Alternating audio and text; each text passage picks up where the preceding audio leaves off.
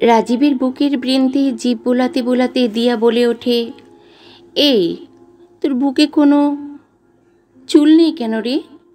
শুনেছি এমন লোকজন ভারী নিষ্ঠুর হয়। নিয়মিত শেভ করিস তাহলে হয়তো। তাছাড়া পুরুষের লোমশ বুক মেয়েদের ভারী পছন্দের, জানিস না?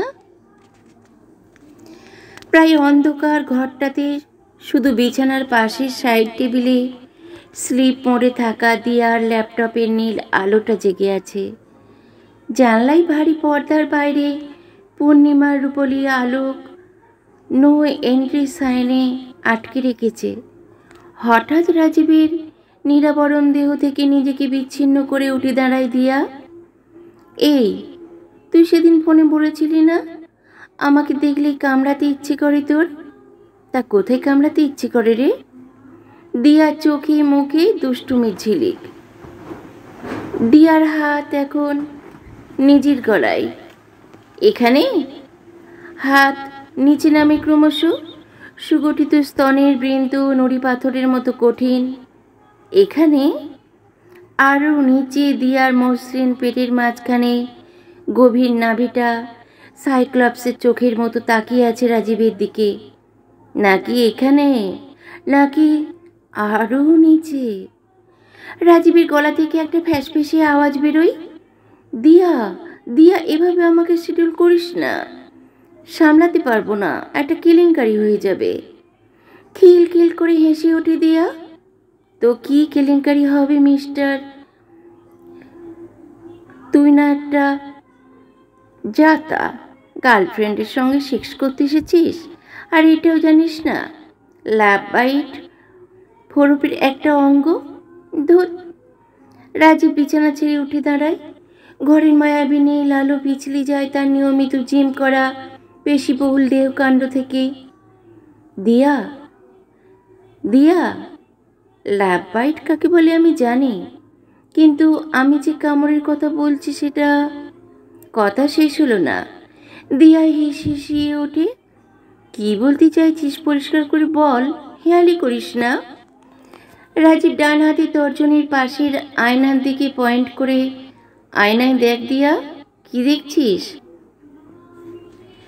বিস্ফোরিত চোখ দিয়ে আয়নায় দেখে শুধুমাত্র তার প্রতিফলন, অথচ রাজীব তো তার পাশেই দাঁড়িয়ে। তাহলে কি তুই ভ্যাম্পায়ার? দিয়ার কণ্ঠস্বরে ভয়ের লেশমাত্র নেই, শুধু উত্তেজনা। এইবার বুঝেছিস আমি কোন কামড়ের কথা বলছিলাম? ওয়াও রাজীব, এতদিন বলিসনি কেন রে? দিয়ার কণ্ঠস্বরে স্পষ্ট অশ্লেষের সঙ্গীত খেলা করে। রাজীবের শরীরের সঙ্গে নিজেকে মিশিয়ে দেয় দিয়া। You know Rajiv, I have my secrets too. এতদিন বলতে সংকোচ হতো, কিন্তু আজ যখন তুই। দিয়ার কথা শেষ হতে পারে না। অধৈর্য রাজীব বলে ওঠে, দিয়া বড্ড অন্ধকার, তোকে ঠিক করে দেখতেই পাচ্ছি না। দাঁড়া, পর্দাটা সরা একটু। না। দিয়ার অস্পষ্ট আর্তনাদ শেষ হওয়ার আগেই রাজীবের ক্ষিপ্র হাত জানালার পর্দাটা সরিয়ে ফেলেছে এবং বাইরে পূর্ণিমার চাঁদের আলো ঠিকরে এসে পড়েছে দিয়ার শরীরে। মুহূর্তের মধ্যে দিয়ার পেলব শরীর দুমড়ে মুচড়ে যেতে থাকে রাজীবের চোখের সামনে। চোখগুলো ভাঁটার মতো হলুদ হয়ে জ্বলে ওঠে। কমনীয় শরীর রোমশ অবয়ব নিতে থাকে। দুই হাতের আঙুলের থেকে বেরিয়ে আসে বক্র ক্ষুরধার নখ এবং মায়া নেকড়েতে সম্পূর্ণ পরিণত হবার ঠিক আগের মুহূর্তে দিয়া চিৎকার করে ওঠে, রাজীব পালা, পালা রাজীব!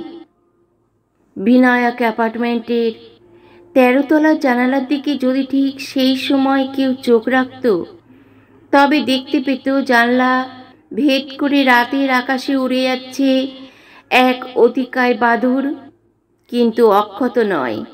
জানলা দিয়ে বেরোবার সময় তাকে লক্ষ্য করে ঝাপটা মেরেছে এক মায়া নেকড়ে, এবং বাদুড়ের একটা পা দিয়ে টপ টপ করে রক্ত ঝরে পড়ছে। মায়া নেকড়ের আঁচড় বড় সংক্রামক, ভীষণ সংক্রামক। বন্ধুরা, গল্পটি এখানেই সমাপ্ত হলো।